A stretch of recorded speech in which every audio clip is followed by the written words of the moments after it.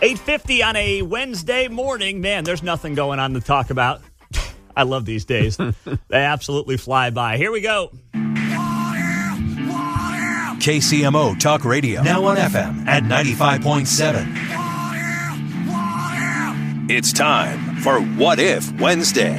What if, instead of having you on this radio station, there was somebody else? Some people have asked where our good friend Don in Blue Springs has gone, and I don't know is the answer.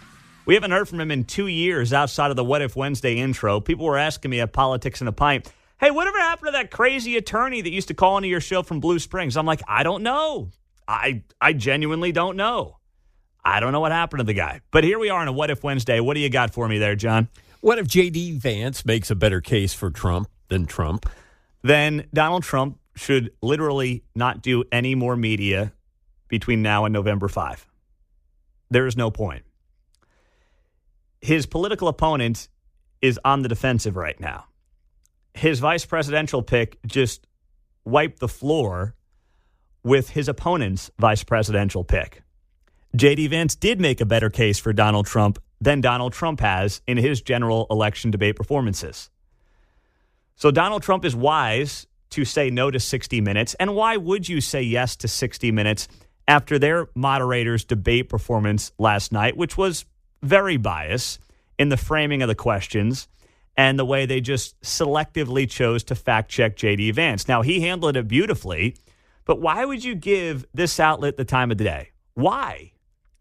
Especially when it's the same outlet in 60 Minutes that 4 years ago, when Trump sat down with Leslie Stahl, was like, oh, the Hunter Biden laptop story, we have not been able to independently confirm it. You really believe that? It was so insulting. Why would Trump go out there and do that? When this network, just like ABC, maybe not as overtly, but just like ABC, clearly showed it's in the tank for one side of the political aisle here. Why would you waste your time on 60 Minutes when nothing good can come out of it for you? Your opponent's on her heels. They've had a terrible couple of weeks between their campaign itself, what's gone on in the world, Israel, Hurricane Helene. Now you've got the dock workers strike. Let them sink.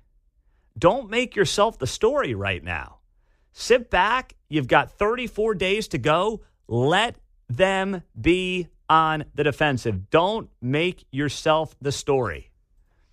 And hopefully that's what ends up happening, John. All right. What if the vice presidential debate is a positive sign for future political discourse? Well, that would be then welcomed by, I think, many of the American people. Now, it also means to me, we need more Midwesterners. That's what it needs. That's what we need.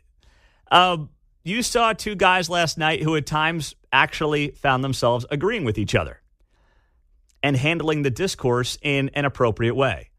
And that doesn't mean we have to go back to a world of, my opponent's just misguided, but I'm sure he's a good person. I mean, we don't need the backslapping. No platitudes. Yeah, we don't need that.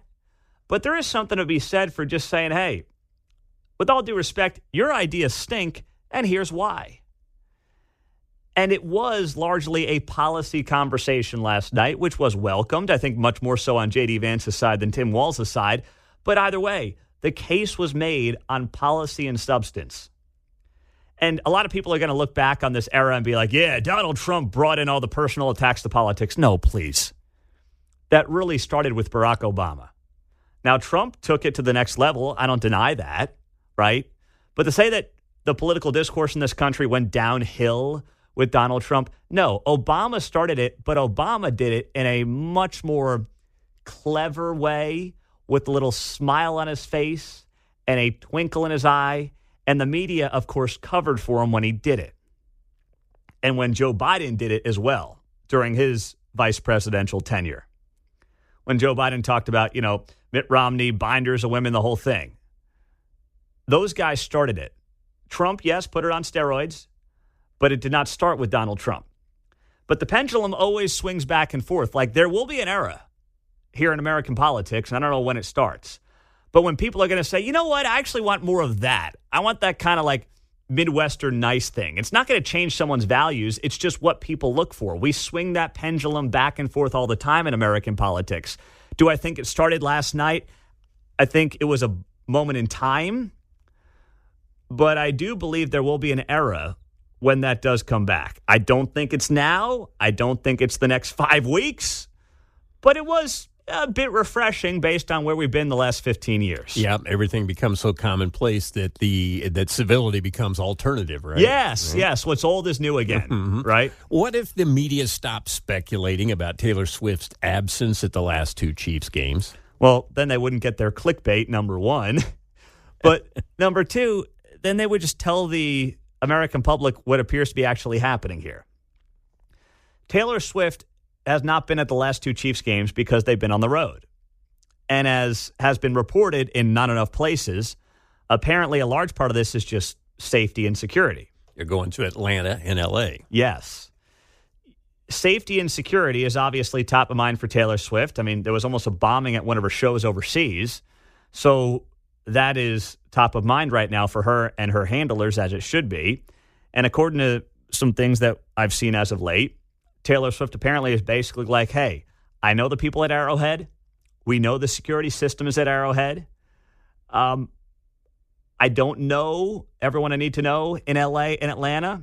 It's a one-off for them. They may not be fully prepared to handle it. So, you know what?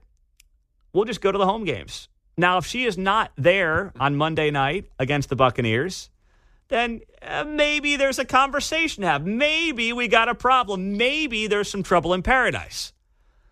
But if she is there on Monday, then just let it go. Relax. Stop.